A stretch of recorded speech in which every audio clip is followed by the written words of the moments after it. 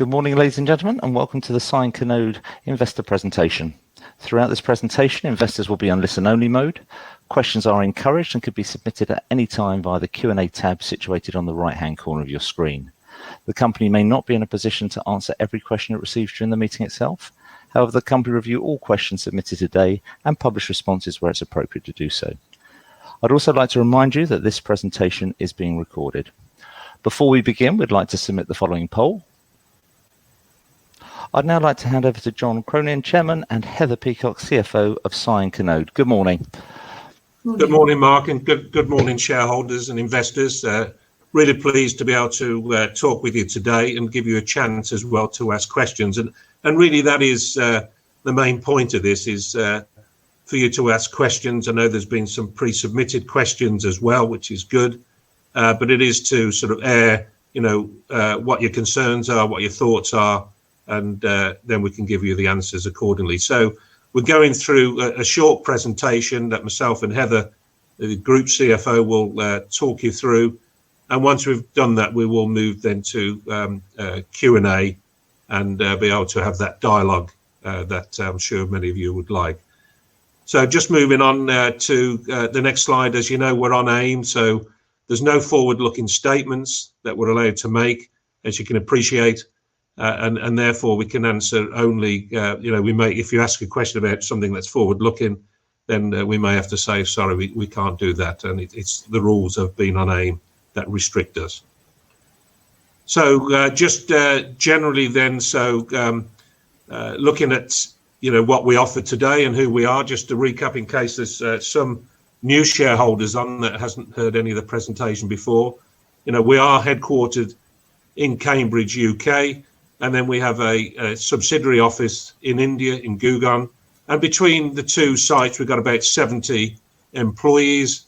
And that covers everything from, finance all the way through to delivery, engineering, software and hardware engineers, and project managers and salespeople. What we do have, a fully IPv6 LowPan standards-based portfolio. That's an end-to-end solution. And today, the end-to-end solution, the first application on that platform that we have is for electricity metering. And that's really taken a lot of our focus and attention. Notwithstanding that, we can actually go to other applications such as gas metering, water metering, also lighting. And the latest one that we've been looking at is EV charging, as you know, in the UK in particular, and followed with the rest of the world. Diesel and petrol cars have been stopped and everything moving to electricity. So we've been looking at how to use the mesh network to hook up charging stations throughout the UK and other countries in the world. But again, those sort of applications do take development money. And as you know, for those that have followed us for a number of years, we have spent on development something like $50 million, and that's fully done for the electricity application that we have today. And as we have done, we've also enhanced the product set this year in 2020, and that product set's been enhanced by adding not only mesh capability now, which is our core sort of communications platform, but also connections for cellular connections, either point-to-point, as we call it, directly, or indeed we have a hybrid where we use and backhaul using cellular connections from the gateways. And indeed, we've also improved the gateways by having an in-meter gateway, so that all that intelligence that is sat in the box on the telegraph pole outside can now sit inside one single meter and do the same job as before, where it can hook up to 500 meters, depending on the environment and the technology that we're deploying. It is a fully integrated system. It covers hardware, communications, software, and one of our strengths as CYANCONNODE, apart from out-of-the-box system, is the integration that we do, the capabilities that we have for integration. When you look at then the financials, just in a snapshot, Heather will talk further later on, but basically today we've got £50 million worth of contracts. These are contracts that are with cash behind them, have actually been won through public tenders, have actually got dates for delivery, and they've got milestones. We've had contracts in the past that haven't had dates or milestones, but all of these have that, and actually are all being rolled out at different stages as I speak. We have roughly around about £21 million worth in India and £29 million of the rest of the world. And we know that the pipeline that we've got is a qualified pipeline. We go through different stages, and that's about 300 million worldwide. And that's without the opportunities in India of rolling out 250 million smart meters. And that's really making progress now in terms of what India will be doing in the future. And we hope and trust that we can have a big say in that and win quite a bit of that. Just moving on to the next slide that I've got here. So really how we go to market is through partners. So we either go through a system integrator, a mobile operator, or a meter manufacturer. And you can see some of the names on the slides here that, for instance, a new one maybe to many of you is Schneider. Schneider have acquired Larsen & Toubro in the last number of weeks. We know Schneider for the last number of years, worked well with them. We know the CEO of Schneider in India, and we have worked with them in Thailand and other places because they've had a meter data management system, that's software that we actually interface to. We don't supply meter data management systems. That's done by others. And Schneider have used an Oracle-based system to go to market as well as others. So it's good that acquisition has been done now and completed, and therefore focused on winning new business. When you look at the bottom number of names on the slide, you've got then meter manufacturers such as Genus, Larsen & Toubro, and actually L&T will also be using that brand for a while now. It won't disappear. And then there's HPL. So all those three meter manufacturers have more than 50% of the market in India. That's the static meters. And that's why mainly Genus and Larsen & Toubro are really winning the smart metering contracts in India. And I'm pleased to say that, now we have this year, round about 1 million units that we've won in India that we're ready to, we are deploying right now throughout different contracts that Heather will mention later on in this presentation. And that's on top of the 1 million electricity meters and smart lights that we've already deployed globally to date as well. So we are starting to be able to talk about millions instead of hundreds of thousands, which is good. And it is all about having relationships. And it's interesting, like the telecommunications market, sometimes you have a partner or a customer that is a partner, and another time, they're in competition. And that's just the way it is, because we're not exclusive with any of these partners. They have the right to go and work for others. But in the main, it is all about the relationships and moving forward. And in some cases where there's a minimum of 3 bidders needed in a tender in India, for instance, all 3 of them have got CYANCONNODE technology inside them. And sometimes that's very good with us. So in the main, when you look at out of the 250 million that is going to be rolled out over the next number of years in India, there's about 1.5 million units today that's been deployed. We are the largest RF mesh provider in India for deployments. Obviously, there's cellular, that is really the competition, I would say, today. And cellular then, where ESL is a buying organization, where they're buying bulk, etc., that's where they've deployed some cellular only types of offering. Interestingly enough, I suppose as we get in the UK, where we've got not spots, there's a lot of not spots in India, and those not spots only give a performance of cellular then is about 89%, and we operate something like 90 9+% on performance, which is really important to always be on and always be able to pick up the data for those customers. And this just gives you an idea on this next slide of how it all sort of pulls together. So on the right-hand side, this is what we call the local loop. So this is connections of RF mesh through to a gateway on the bottom right, where all the data goes to a gateway, and then it's backhauled either over cellular, or it can be Ethernet. So it could be in fiber as a backhaul, or point-to-point cellular. So this is a new product that we can put onto the same platform as the OmniMesh head-end system, and we take all that data back then to the meter data management system or to the billing system of the utility. And as I've mentioned, we can have a hybrid where it can be, all RF mesh in the local loop and backhauled over cellular, or indeed, we can then bring in where we have point-to-point cellular and RF mesh coming through back onto the platform, the OmniMesh has system. And the important thing is that it's the integration work that we do.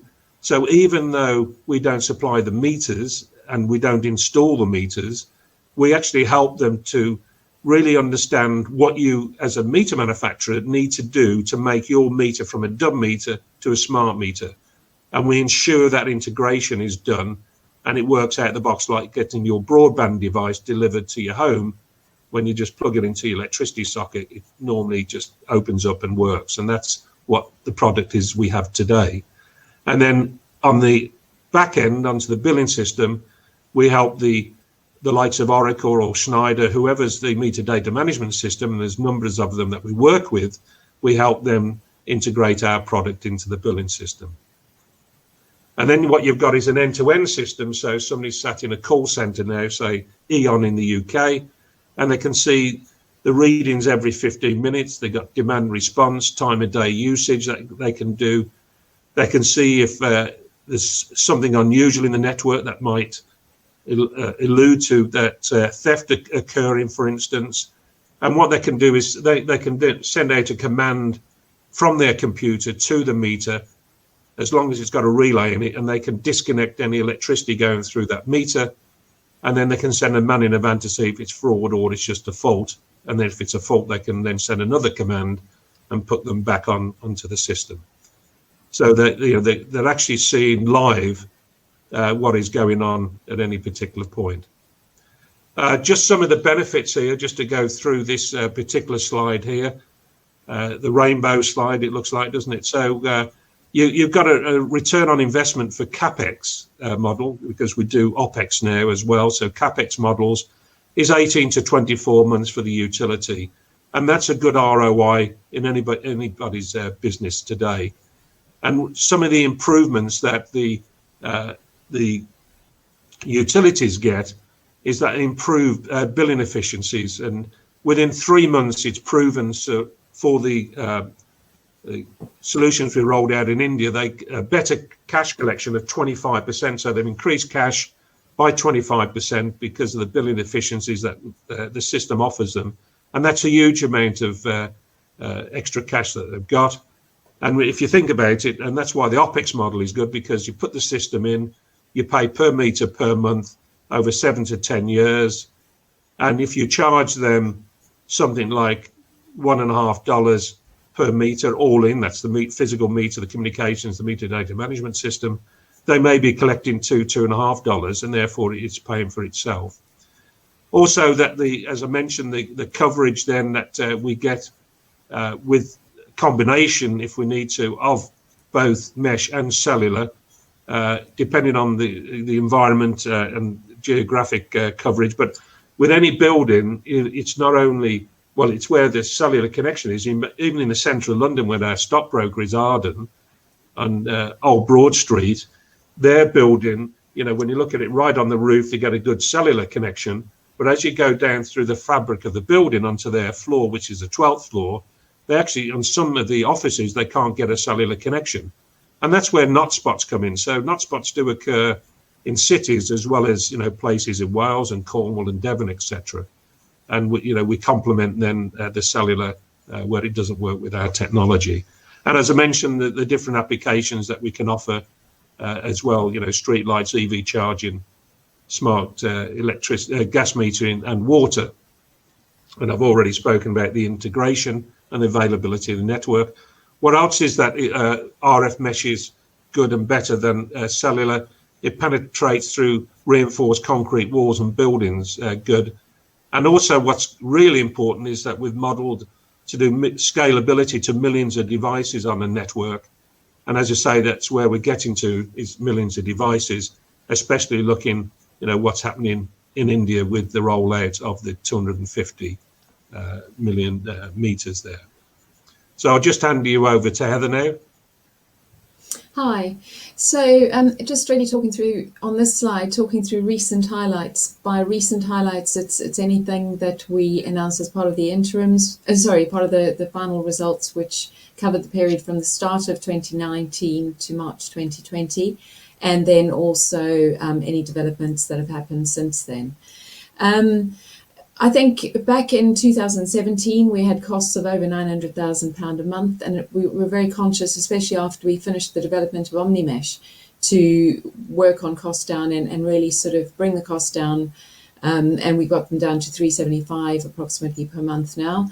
Cash and equivalents at the end of March was 1.2 million, and it's in the same region at the start of September. That's after receiving cash of 1.3 million in the sort of 6-month period since March.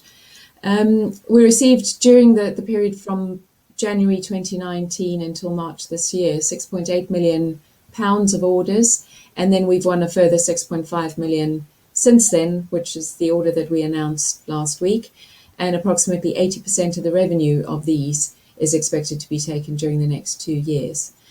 70,000 modules have been shipped since March, and that's despite COVID. You know, there's still a requirement. People need the modules because in most countries they're still working flat out to deploy these contracts. We've got contracts in hand in India alone with about 1 million units to be deployed.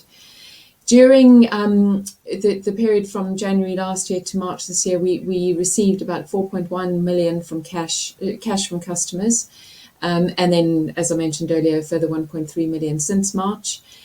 A lot of that was actually because at the end of 2018, we took a lot of the revenue in the last couple of months. So obviously that was cash to be collected from debtors at the start of 2019. So I have been asked from people previously why, you know, we've had cash that was higher than our revenue for the period, but that's the reason why. And we launched over the end of last year and into this year new products: the long range module, the dual SIM cellular network interface card, and the in-meter gateway. And we're already seeing in contracts, such as the contract that we announced last week, there are some of these products that are included in this. The long-range module was developed mainly for the HM Power contract, which we're deploying at the moment as well. Then the next slide, we get a lot of questions from people asking about you know, I guess the process that we go through from tender all the way through to winning a contract, and then most importantly to people after we've announced an order, how soon are they going to see revenue and how soon are they going to see cash from the contracts. So all the contracts that we do, we go through a competitive tender with a full bidding process. We have ecosystems of partners, so usually our contracts will come from a meter manufacturer, sometimes from a system integrator, and they will be the one who will put in the bid, taking all of our, you know, they'll take our proposal, our technology, and the whole bid from the whole sort of group of partners will be submitted, and that will be evaluated. Sometimes there may be demos that we need to go through, and after that the utility will award a contract to our partner, and we will then start working. You know, originally we would have put forward a proposal, but depending on what the final contract is that they receive from the utility, we will then start to work on a contract with them. And you know, it can take, depending on the size of the contract and the complexity of the contract, it can take a little bit of time to negotiate and finalize those contracts. For example, this recent contract that we awarded, the contract was awarded to our partner that we bid with, and they then decided that they wanted to set up an SPV to run the whole contract. So there was a period where they had to set up the SPV, and then the SPV was obviously, the contract was assigned to the SPV via the utility, and we then started the negotiation contract with that partner, who's then placed the order on us. The next part where I talk about, so to date, the majority of our contracts have been Capex contracts. We are moving to OPEX contracts, and the contract last week was partial. It was majority Capex, but it was partial OPEX. So under a typical Capex contract, that will consist of hardware, which will be modules and gateways. There will be the head-end software, and there'll be services, which include the installation, commissioning services. There'll be training services to train the customer to use the system. And then there will be a support and maintenance contract that will run typically for 5 years and then get extended after that, which that will usually start once the installation is complete. So with the contracts, about 60% of them is the hardware, the modules and the gateways. About 20% of it will be the software and the services, and then the remaining 20% will be the support and maintenance that runs over the 5-year period. And the way that the revenue works is we will take the revenue as soon as we ship the hardware to the customers. And typically, well, the majority of the contracts that we've negotiated recently, as we've announced, they have letters of credit. So we will receive the cash within 3 to 4 weeks of sending those modules to the customers. As I say, revenue we will take straight away. And then the software and the services, we will usually take the revenue and the cash as those are deployed. They might be invoiced and collected in batches of, say, 10,000 units at a time. And the support and maintenance will run over the 5-year period, usually evenly spread over that 5-year period. Contracts can vary. What I talked about is a typical Indian Capex contract. But for example, in Thailand, the contracts that we've got in Thailand, that included an element of engineering work that had to be done because the product had to be approved for the Thai market, and it was a new frequency. And we sort of negotiated, we've received about 50% upfront on the contract, and then 50% as each of the different milestones are reached. And on the hardware, 50% as they place an order for each batch of the hardware, and 50% as we deliver each of the batches. So as we announced back in December, it was 33,000 modules for this initial part of the contract. And we've just, we're in the process of manufacturing the final batch of that. We've delivered about 15,000 of that to date, and then we will deliver the balance of that before the end of the year. As I say, each contract can have slight variations, slightly different payment terms, and revenue recognition can vary. Even just, it'll depend on the terms of the contract. So while we try to be as specific as we can, there will be variations at times. Typically, though, we could see about 80% of revenue of a contract being recognized in the first 2.5 years after we announce a contract. So, that as I say, that's typical for India. As we move into other territories, we may see some other variations. Heather, can I just add as well, that's worth saying that Heather mentioned that there's a 5-year support and maintenance contract in the figures. Well, in reality, at the end of 5 years, it doesn't stop, because if they stop paying the support and maintenance contract after 5 years, it means the smart electricity meter goes back to being a dumb meter. What we've actually seen is, for instance, Larsen and Toubro, Tata Power in Mumbai, the contract is via L&T, they have come to the end of their maintenance contract, and now last year they renewed it for ongoing for 12 months at a time. So we see that it will grow and continue the support and maintenance beyond the 5 years. I mean, for instance, in the UK, we have a 15-year support and maintenance contract. And, really meters today last for about 15 years, the new smart meters. And if for those in the UK, would recall the old whirly meters, as I call them. You know, they were in people's homes for 30 years. So they will definitely not stop. So that's added revenue for us, reoccurring revenue going forward that would be longer than 5 years, unless, of course, they change the whole system out, which they may do, but very unlikely, I would suggest. The one thing I'd add is that, well, the slight variation with the new contract is that all the hardware part of it is being treated the same way as these previous contracts on a Capex basis. The software and the services, as well as the support and maintenance, are all being taken on a monthly basis over a 5-year period. So the initial installation will happen, and after that, we will see equal monthly payments over 5 years. So that'll be good to see, you know, equal monthly amounts of cash coming in and recurring revenues. So we often get asked from people as well about recurring revenues, how much of our contracts are recurring revenues. But because we are quite sort of early in the stages of rolling out some of these larger contracts, the recurring revenues often come after the installation stages. So some of the contracts we are moving, you know, we are seeing the recurring revenues coming through. The first MPWZ contract, for example, we installed that, we received the contract in May 2018. We delivered all of those 75,000 units by the first part of 2019. Then we got a follow-on order for 45,000 units, modules, and that was all delivered in the next couple of months. And that contract's gone really well, which is obviously why MPWZ were keen on our technology, while, you know, it counted towards us winning this latest order. But that original contract is really sort of in an ongoing maintenance phase where everything's been installed, and we're receiving, you know, the services and support and maintenance on the contract. So the next slide is really to talk about why to invest, why we think that it's a good time, especially now, to invest. The first table, it was shown in our RNS when we announced the recent order. This is just in India. The current contracts that we've announced and talked about recently make up 922,000 units. We've delivered 55,000, so there's 867,940 to go. And we expect those to be delivered within the next 2 to 2.5 years at the most.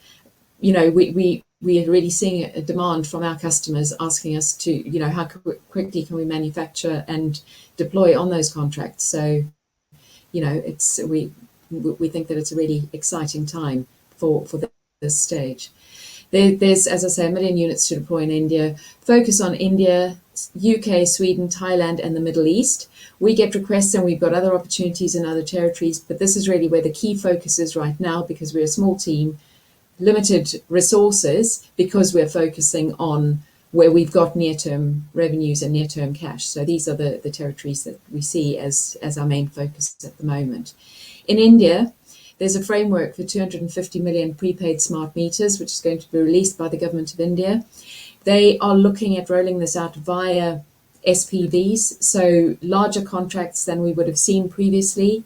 Because obviously if they're going to deploy that large number, they're not going to do it via sort of relatively small tenders. They see, you know, people getting together in sort of ecosystems and consortiums, forming SPVs to roll out larger chunks of the opportunity.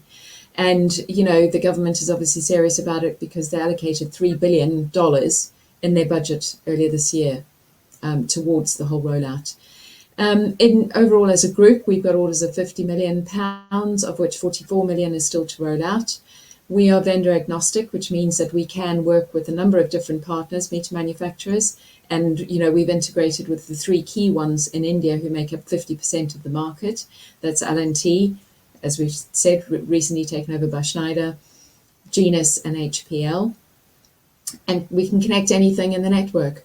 And we've got blue chip partners, so that's good from the point of view of getting paid and, you know, working with them. Their technology, which we integrate to, is obviously reliable as well. So it all works well for a good contract.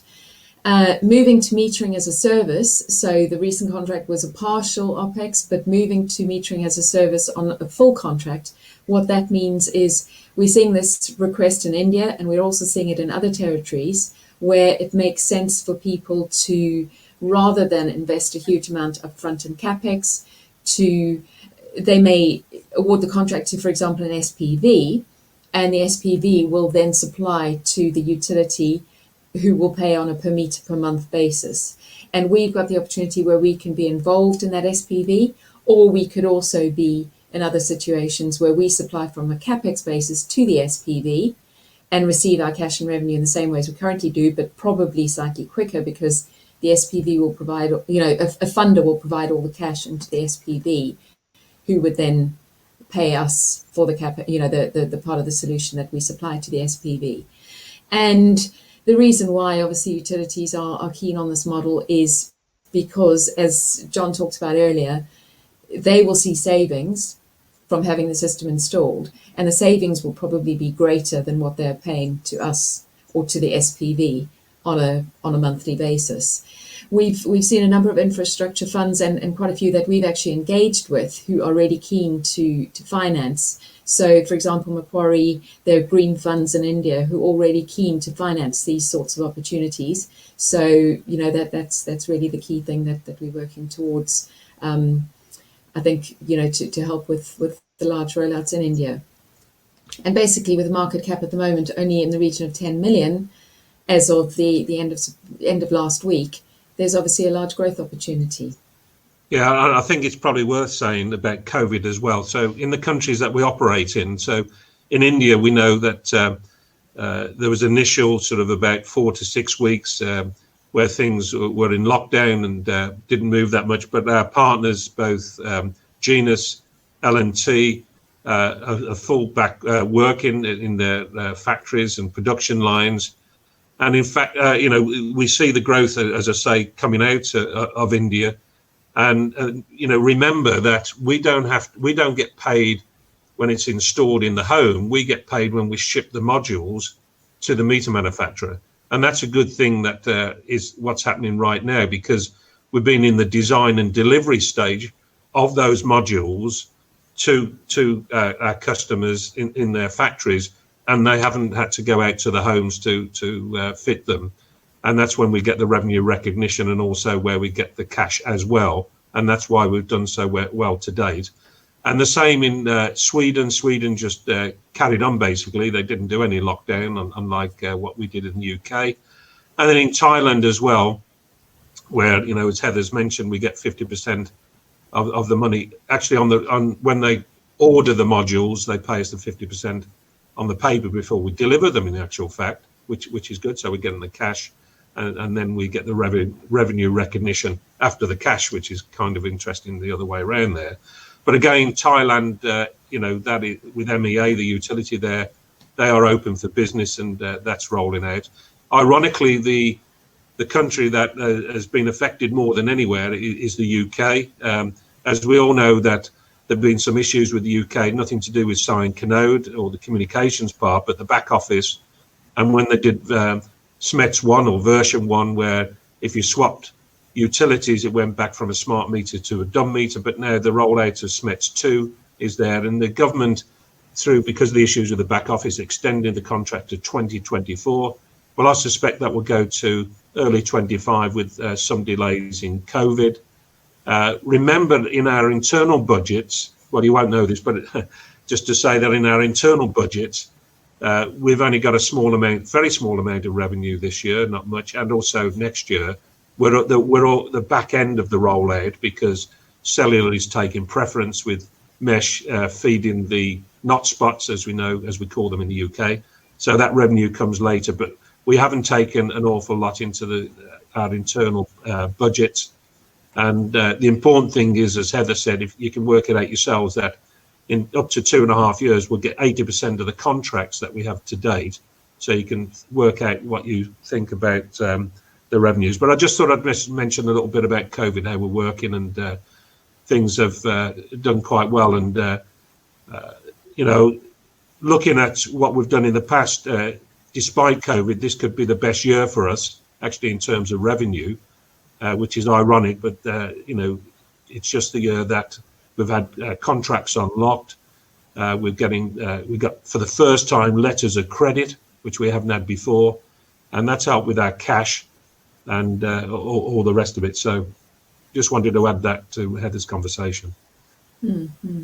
Yeah, I mean, typically on the hardware, we will ship the hardware and we'll get paid with the letters of credit. We receive the cash from the bank after all the paperwork's been processed within a maximum of 3 to 4 weeks after us shipping the modules to our customers. On anything that isn't on letter of credit in India, it typically has 60 to 90-day payment terms, and we do get paid. I think we mentioned it in the results that, for example, I think the first 40,000 modules for the JVVNL contracts, we've received all the cash against that. So, that's good. positive.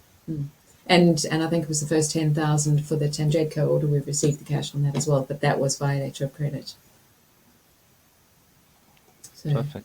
Thank you very much indeed. Going on to the questions. Yeah, thank you, John. Thank you, Heather. Ladies and gentlemen, please do continue to submit your questions using the Q&A tab situated on the top right-hand corner of your screen. But I guess just before the company take a few moments to review the investor questions that have been submitted today, I'd like to remind you that a recording of this presentation, along with a copy of the slides and the published Q&A, can be accessed via your Investor Meet company dashboard. I'd also like to remind you that feedback is important to the company, and immediately following the presentation, you'll be redirected for the opportunity to provide feedback in order that the company can better understand your views and expectations. John, Heather, I guess before we look at the Q&A that has come in today during the live event, obviously investors had the opportunity to pre-submit questions, and if it's okay, I'd like to address those to you ahead of going into the live Q&A.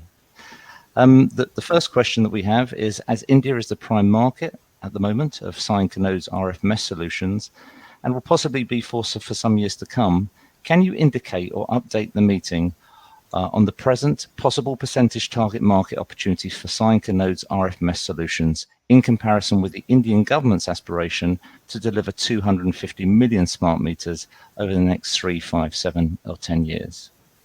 And perhaps I could address that to you, John. Yeah, sure. Thanks, Mark. Yeah, good question. And I mean, as I did indicate in the presentation, CYANCONNODE today is the leader of mesh solutions to the Indian market. And, as I mentioned, cellular is the competition, if you like. However, now, if you think about our platform, we can now offer mesh and cellular through our platform. So that sort of opens that market more for us. So when you look at the 250 million that is the addressable market, and that's just electricity, then, look, it can't be any forward-looking statements, but I mean, I'd be surprised that in 10 years that, we'd be in a good place to, target really sort of 50 million of that. And, obviously, depending on the next 3 to 5 years of what we get, as I say, we're expecting significant revenues to what we've had in the past, because of the position that we now have and the partners that we have. Thank you. We've got, as I say, we've got about 9 questions in total. So the second question that came in is, with the confirmation recently of the updated CYANCONNODE partner list and the fact that mostly all of CYANCONNODE's partners will at some time work with each other, sometimes working with each other to the exclusion of CYANCONNODE for whatever reason, can you simplify how this works in practice for CYANCONNODE? Yeah, sure. As illustrated in the presentation, as I mentioned, that sometimes, I think I have answered this really in the presentation thing about it, is sometimes they're a partner and sometimes they're a competitor, because none of it is exclusive. And why would we want to go exclusive? We like to sort of go with whoever's got the best solution, the capabilities to deliver, and the lowest cost, of course. So we always want to be flexible, really, in the partners that we have. And as I say, it's an ecosystem of partners. We've got multiple partners. It's not as if we've only got a few. And we're actually always looking to extend that. And we are working with some new partners to be announced, whereby we are integrating our cellular and mesh modules into their smart meters and the communication platforms. Thank you. Following question here is, do you see any evidence of increased RF-only tender project opportunities in India and also globally? Or do you see a 10 for a mix of solutions going forward, i.e. RF, cellular, PLC, solar, etc.? Yeah, I mean, it's very rare that you see anything just on one communications platform. You know, what I see is that there will be a hybrid of the local loop, as I call it, going to the home is RF with cellular as the backhaul.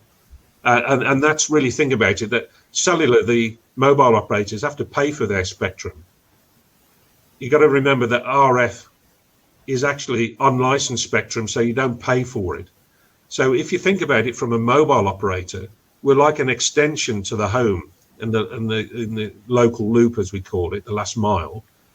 And therefore, I see that there'll always be a hybrid, and that within that there'll be point-to-point cellular with backhaul and RF mesh as well. So, yeah, it is really just to have a combination. That is why we've actually opened up the capability to have cellular through our platform, our head-end platform, to offer both. I don't see really one being more so than the other, to be honest. And I see that RF mesh that is big in the USA as well will continue to have a good dominance, as well as cellular going forward on the projects. Thank you. The next question: are any potential smart water gas meter opportunities in India additional to the 250 smart meter figure proposed by the Indian government? Yeah, so that 250 million that everybody quotes is actually electricity metering, and there are opportunities for smart water, gas, and also for EV charging, and also for street lights. Now, all of those is really for, we would require additional resources and some development on those other products. Today we've developed, for the market of electricity metering, and it's there for that's the low-hanging fruit, if you like. So we feel that it's better to focus on that, and then we can address the other opportunities later on. Thank you. Heather, I'm just going to jump one question and go to the next question here. Can you please clarify why some details are not always included for a contract that has been awarded at the time of an RNS by the company on that particular contract? Sometimes the value is excluded. Sometimes the number of units, solutions are excluded. There have been occasions where the meter manufacturer and or the utility have also been excluded. So what is the reasoning behind the varied detail given at the time?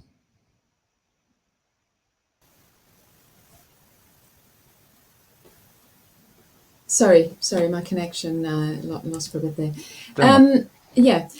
No, on that, it's all going to depend on, we've got to remember that we'd love to put as much information out as possible, but it's not only shareholders who read the RNSs, the competition reads. So we've got to think about, are we giving away too much information? If we're saying, for example, it's 10,000 units and it's got a value of 100,000, then it's obviously very easy for people to work things out. And there's also other customers that might look at this. Sometimes it might even come down to NDAs. And generally, we always send the RNSs to our partners to give permission. Sometimes they don't even want their names and the details disclosed. And other times, as you've seen, they will even provide a quote. So it really depends on the partner that we're working with and sort of getting agreement with them and considering the sort of any commercial sensitivity around it. Thank you very much. John, perhaps I could address this one to you. With the inclusion of the updated CYANCONNODE partners list within the full year results video presentation, there was an update that included the acquisition of Larsen & Toubro by Schneider Electric with a brief description of the potential benefits to CYANCONNODE. Is there anything else that you can share about any other partners at the moment, old or new, that may be of interest? Yeah, well, again, I think in the main I did talk about partners in the presentation, and let's not forget Thailand. That JST, our partner, and also is one of our largest shareholders, but also Forth in Thailand that work closely with JST hand in glove. They're quite a large system integrator, and they're doing really well in Thailand. And, not only for the contracts that we have, but also looking at other business development opportunities. in Thailand through those two partners. So yeah, it's continuing to prove in Thailand our capabilities and delivering against the milestones and plan, which is what we're doing, and then looking at extending that and other opportunities through JST and Forth. Perfect, thank you. So we're down to the last couple of questions here. Perhaps Heather, I can address this one to you. Can you confirm if the new order is the one that was commented on in the final results RNS? Also, are the remaining two from a year ago still expected? Yes, it was the same order. We were in the final stages of negotiating the contract, so we were very confident about that, and that's why we put the note in the RNS. And then with regard to the other two, we've been advised that on one of them we are one of the approved partners for it.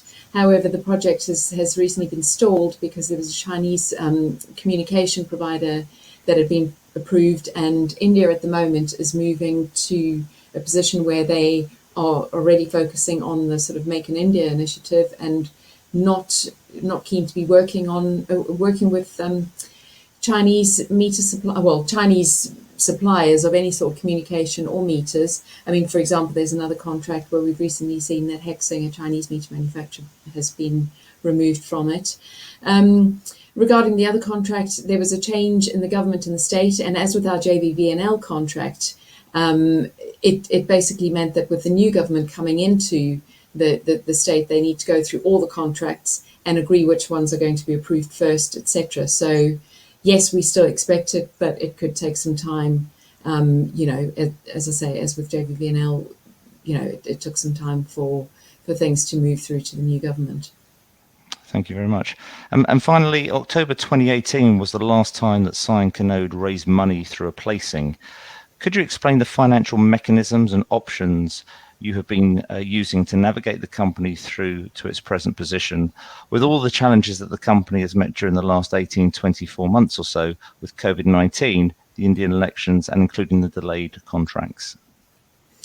So, as I explained when I was talking earlier, we came into the period at the start of 2019 with about 4.5 million cash in the bank. We had taken quite a lot of the revenue from 2018 in the last sort of quarter.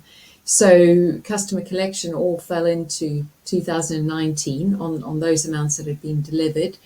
We were also just at the start of really costing down. I think our monthly operating expenses at that time were around about 550,000 a month, and we've reduced down further, really because as we went into last year, we could see that things were starting to get delayed due to the elections. We took more of a conscious effort to reduce costs.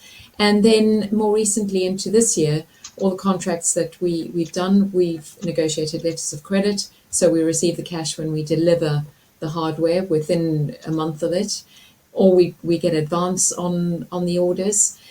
Last year we received 824,000 in R&D tax credit, and this year we took an advance on our R&D tax credit because of the fact that our year end was extended. So we knew that receiving the R&D tax credit cash was going to be extended, because it would be 3 months later that we could actually submit the tax credit. So I think that all of that has sort of contributed to it, but it's at the forefront of our mind to sort of watch costs and watch the cash to ensure that we can manage it. Very much indeed. That I think takes care of the pre-submitted questions, and of course investors throughout this presentation have been able to submit questions during the live event. Obviously only you can see a investor's question, so what I'd like perhaps do is ask you, if possible, to maybe start at the top and work your way through them. I guess you probably have touched on a number of these questions, I guess, through the Q&A of the pre-submitted questions, but perhaps I could ask you to look at those questions, read the questions out, and give a response where it's appropriate to do so.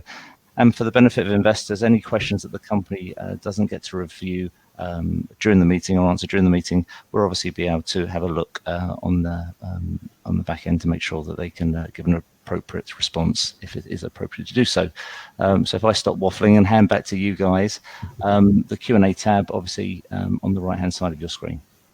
Yeah, thanks, Mark. And the first one here, he talks about the EV application. Sounds interesting.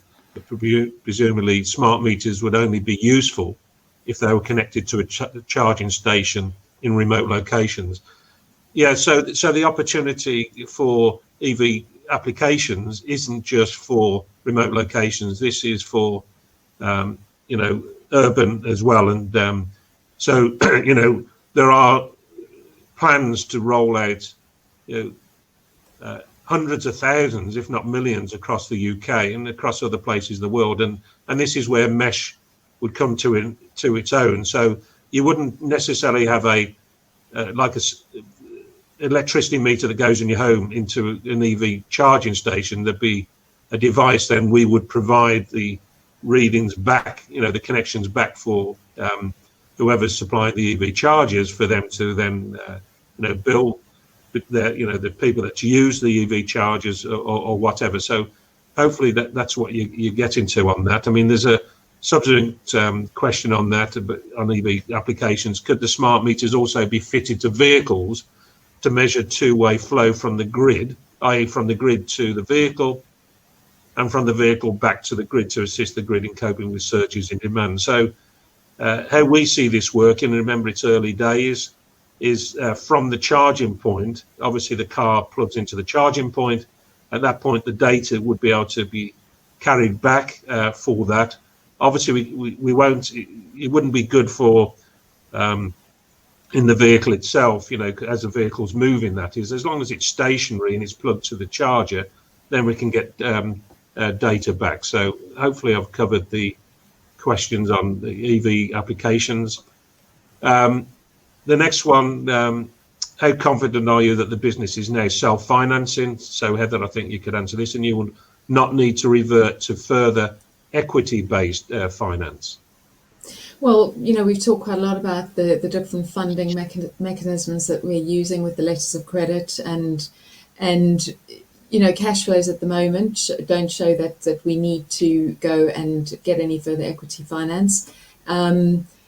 And we will always look at other options first. Anything from, I think there's another question a bit further on asking about the types of funding that we might look at. And letters of credit obviously help, invoice discounting, even if it's then debt finance. And, we've obviously got R&D tax credits that we always rely on each year. So anything possible that we think would be more suitable is what we would go for. Thanks, Heather. Yeah. And then it says that given the number of smart meters deployed or deployment have now been done, how big do you think is your remaining market opportunity? I think I answered that when I did a question earlier on about this came in sort of before we got to the questions. But the market is huge. India remains our number one market, because of the opportunity of the electricity metering of 250 million. And yes, we've got other opportunities in other places in the world, but our really focus, that's why we've got, a legal entity there. That's why we've got 30 people operating in India, purely for that big market. And we know that, today that India loses $32 billion a year, where the generated electricity distributed and not collected the cash. And the government are actively doing something about that to fix that issue, because if they don't fix the issue, they don't grow as a country. And if you think it's 1.9% of GDP that it costs them, they do need to sort that out. Another one here sort of goes on about why is a smart meter provider choosing RF mesh CYANCONNODE rather than go onto a more standard, largely deployed technologies like LoRa, NB-IoT, or Sigfox? Well, as I mentioned, two parts of this answer really. One is our platform can actually carry cellular, and cellular actually, all of those that I've just mentioned, LoRa, NB-IoT, or Sigfox, are all derivatives of cellular. The core is cellular. So we can hook up through our platform 2G, 3G, 4G, 5G cellular, LoRa, NB-IoT, or Sigfox, any of that. Now, LoRa and any of those MB-IoT and Sigfox on their own for electricity metering isn't that good. So, you need two-way communications. Some of that is one-way. You need to not only do the meter reading, but also what you need to do is have time of day usage, demand response. So the utilities require more data throughput for features and functionality of electricity metering, other than, for instance, some of the LoRa, for instance, is better for battery operated solutions like water, and also for gas metering. So for electricity, RF mesh and cellular is the best for the functionality. And for instance, MB-IoT, I do know that there are companies that invested a lot in that have pulled back from it, actually, because it hasn't delivered what they said. And one is a major UK global telecommunications mobile company, and one is out of Japan. And only, I think it was about 3 months back, they've put a note out to the market that they'll pull back on that particular application. I don't hear much of Sigfox or LoRa, to be honest, in the markets that we operate in. Not saying they're not there, but I think they're more for battery operated as opposed to electricity smart metering. I think this next one, Heather, if you wanted to just talk through this one, I'll read it out and then you can answer it. For the support and maintenance contracts, which lasts for 5 years, can you ensure that they stop working after 5 years, or do they keep going until they wear out? Would the terms of an extended contract be the same, similar to the original 5-year contract? Well, I mean, we could turn off the system. The actual meters, obviously, they what makes them smart is our technology. So if it's not supported, we could turn that off.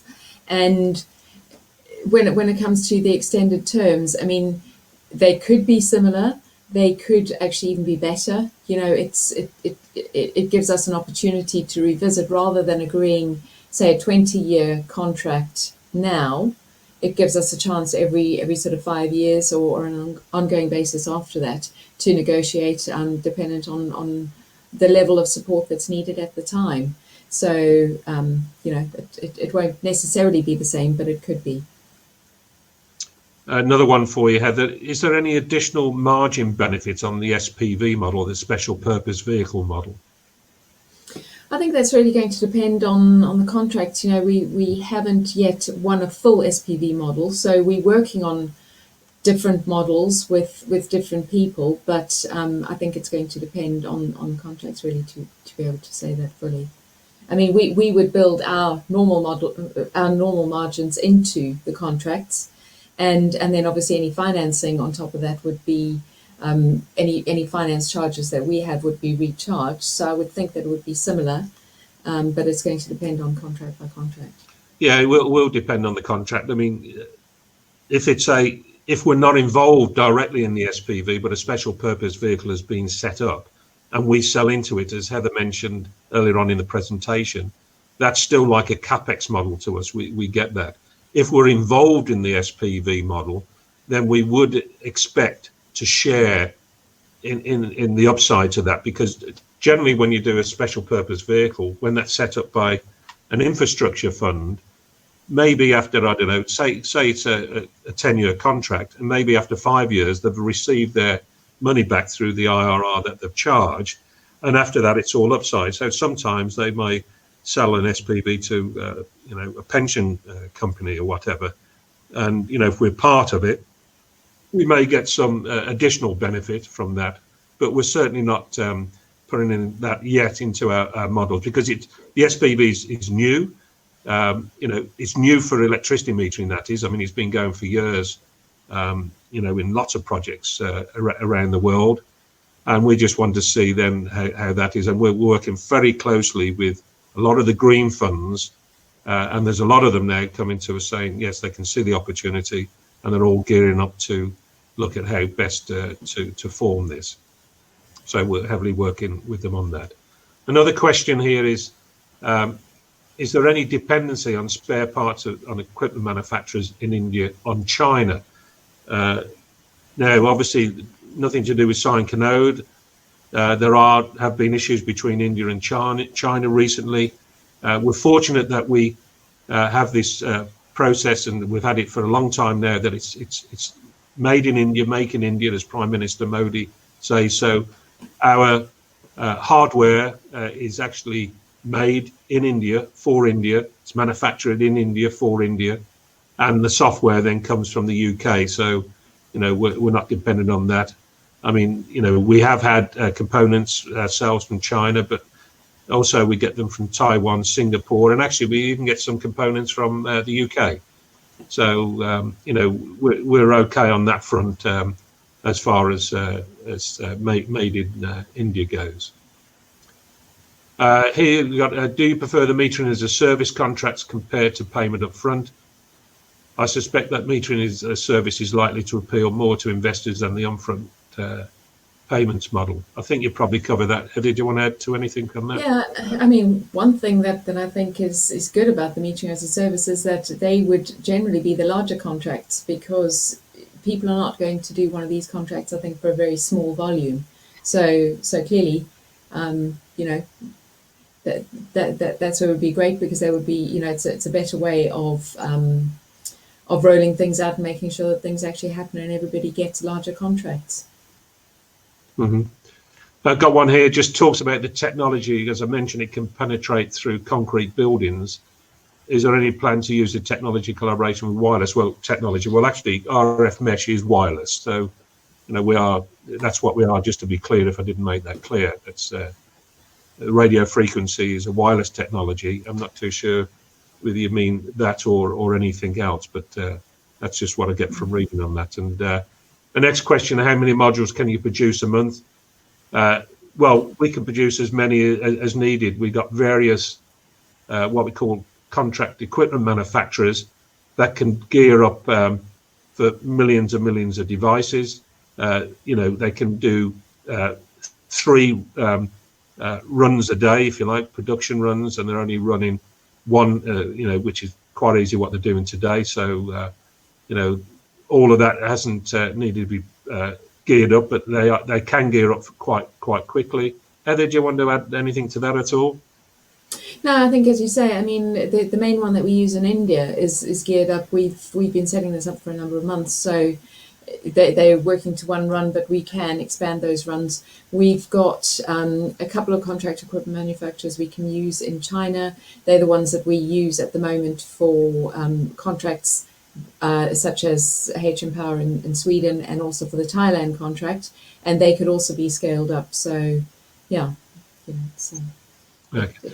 I've got a couple of questions that are very similar, so I'll answer it. But it's the first time I've heard of cellular not spots being the real opportunity in India.